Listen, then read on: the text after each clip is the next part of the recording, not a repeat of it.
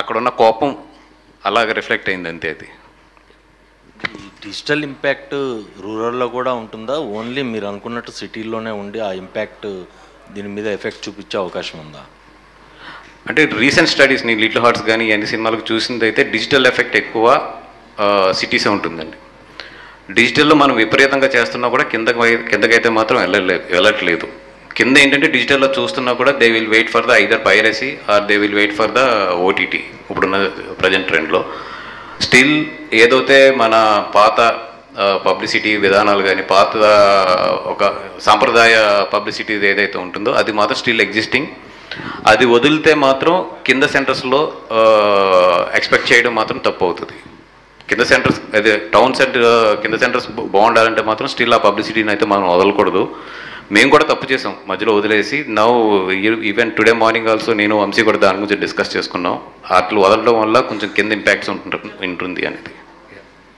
మీరు అంటున్న ఆ నెగిటివిటీని స్ప్రెడ్ చేస్తుంది ఇండస్ట్రీ వాళ్ళ లేదంటే బయట వ్యక్తుల, అసలు ఏంటి? అంటే నాకున్న నాలెడ్జ్ ప్రకారం, అంటే నేను ఈ 3 డేస్లో చాలామందితో మాట్లాడి చాలామందితో ఇంటరాక్ట్ అయిన తర్వాత నాకు అర్థమైంది ఏంటంటే there are few guys even they are approaching the producers. ఇట్లాంటి కాంపిటీషన్స్ ఉన్నప్పుడు ఇట్లా చేద్దాం అట్లా చేద్దాం అని కొంతమంది ప్రొడ్యూసర్స్ తిడుతున్నారు. కొంతమంది తెలియని ప్రొడ్యూసర్స్ ఏంటంటే ఇదేదో మనకు బెనిఫిట్ చేస్తుందని చెప్పి ఎంకరేజ్ చేస్తున్న వాళ్ళు కూడా ఉన్నారంట. అంటే నాకు రీసెంట్గా తెలిసినవి ఇవన్నీ కూడా. దేర్ ఆర్ థర్డ్ పార్టీస్ ఇట్లాగ మా దగ్గర ఇంత క్లౌడ్ ఉంది, మా దగ్గర ఇన్ని ఐడియాస్ ఉన్నాయి, సో మేము ఎట్లా చేస్తామని they are doing the positive and they are doing the at the same time negative side also. అంటే డబ్బులు ఇది వ్యాపారం. ఈ వ్యాపారంలో ఏంటంటే ఒక సినిమాకి బాగా చేసి సంపాదించడంలో తప్పు లేదు, ఎందుకంటే అది మనకే అవసరం, నీకు అవసరం, అందరికీ కూడా అవసరం అది. బట్ అవతలని తొక్కి ఈ సినిమాని లేపుతానికి అదే స్ట్రెంగ్త్ని వాడితే మాత్రం తప్పు అనేది నేను చెప్పేది. అంటే ఇలాంటివి మనం పాలిటిక్స్లో చూస్తూ ఉంటాం. మీరు ఆల్రెడీ పాలిటిక్స్లో కూడా ఉన్నారు. లాస్ట్ ఎలక్షన్కి అంతా ఒకళ్ళ మీద ఒకళ్ళు అభాండాలు వేయటం, అంటే పక్క సినిమాని తొక్కేసి మనం ఎదగాలి అనే కాన్సెప్ట్ అనేది మీరందరూ కూర్చుని, అంటే ఖచ్చితంగా ఇండస్ట్రీకే లాస్, పర్సనల్ లాస్ అనుకోవడానికి లేదు. దీన్ని ఏంటి what of me action plan ఏంటి దీని మీద అందరూ? అంటే అట్లీస్ట్ పాలిటిక్స్ అంటే దట్స్ ఓపెన్. ఇది ఓపెన్గా ఆ పార్టీ కామెంట్ చేస్తుంది, ఈ పార్టీ కామెంట్ చేస్తుంది, దాంట్లో పెద్ద హైడ్ చేసేది ఏం లేదు.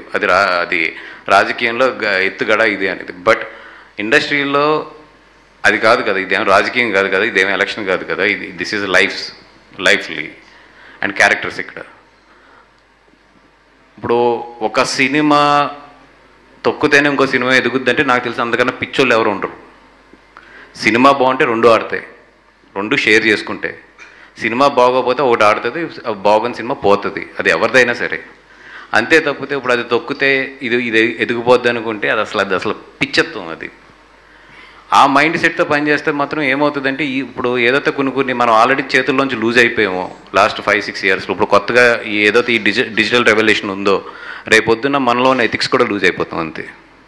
కాదండి, ఇప్పుడు రిలీజ్ అయ్యే 4 సినిమాలు అందరూ మైకుల ముందు